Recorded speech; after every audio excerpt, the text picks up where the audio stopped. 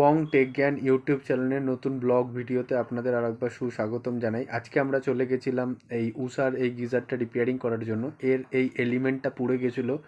এলিমেন্টটা পুড়ে যাওয়ার জন্য এর যে ওএলপিটা রয়েছে, ওএলপিটা ট্রিপ করছিল বারবার করে।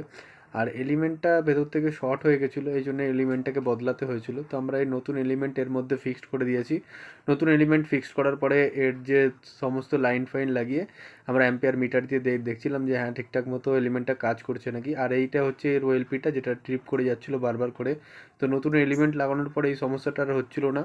নতুন এলিমেন্ট লাগানোর পরে আমরা অ্যাম্পিয়ারগুলো দেখে নিলাম, হ্যাঁ ঠিকঠাক আছে নাকি, ভেতরের কানেকশানগুলো সমস্ত ঠিকঠাক দেখে নিয়ে এর অটো কাট হচ্ছিলো নাকি সেটাও দেখে নিয়ে এর বক্সটাকে আমরা আটকে পুরো প্যাক করে সমস্তটা যেরম ছিল সব এরকমভাবে আটকে দিলাম।